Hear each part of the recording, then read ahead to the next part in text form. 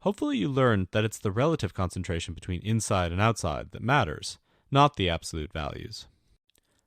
This falls out of the equation because this term is the ratio of outside concentration to inside concentration, which takes out any dependence on absolute concentration.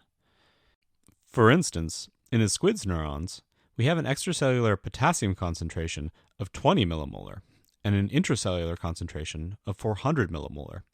That's 4 times higher than for a human. For sodium, it's a 12 millimolar inside concentration and 440 outside. Again, about 3 times higher than for human neurons.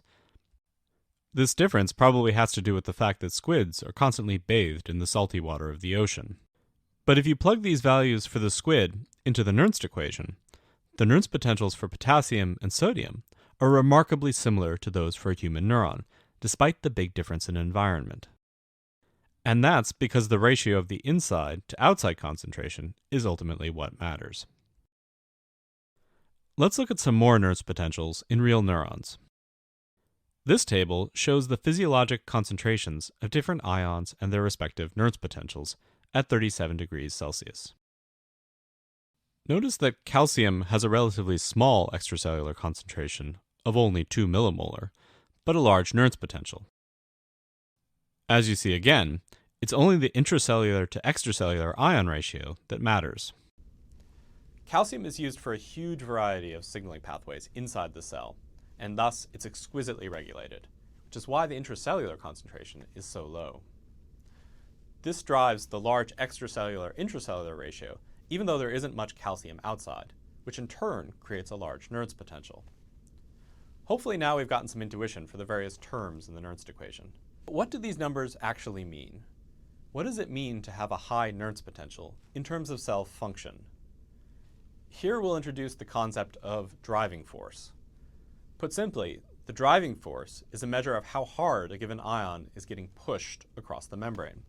More formally, it's the difference between the overall membrane potential at a given moment and the Nernst potential for a particular ion of interest.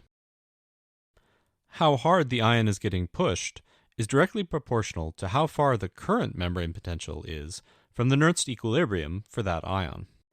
You can think of ions as always independently wanting to approach their Nernst potentials. Let's take the example of calcium again, and let's compare it to potassium for a neuron at rest.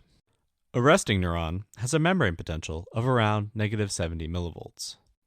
Calcium has a very high positive Nernst potential, around +120 millivolts, while potassium has a Nernst potential of -80 millivolts. Thus, the driving force for calcium is around -200 millivolts, while that of potassium is only around 10 millivolts. This means that calcium really wants to move down its concentration gradient and go inside the cell. It wants to approach its equilibrium, which at rest is vastly different from the membrane potential. Thus, calcium ions rapidly rush in if given an opening that they can go through in the membrane. These positive calcium ions are attempting to make the inside of the cell more positive to bring the membrane potential closer to +120 millivolts. This large driving force for calcium probably isn't an accident. Calcium is used in a wide variety of signaling cascades in real neurons. Having a very high driving force ensures that those signals are sent robustly. By using the concept of driving force, we can gauge how far each ion is from its Nernst potential and which direction the ions will flow in an attempt to move the membrane potential closer to their Nernst potential. Thinking about the independent behavior of each ion and which direction across the membrane they'll move will be critically important as we start to move to a more realistic model of the membrane, as well as when we talk about the method by which neurons communicate with each other. The Nernst potential is an extremely useful concept, but it's not fully complete for describing a real neuron. In a real neuron, there are many ions moving across the membrane, both actively and passively, many of which contribute to the membrane potential. Let's see what happens if we add a second cation, sodium. Just like in nature, we'll set it up so that there's a high concentration of sodium outside of the cell and a low concentration inside.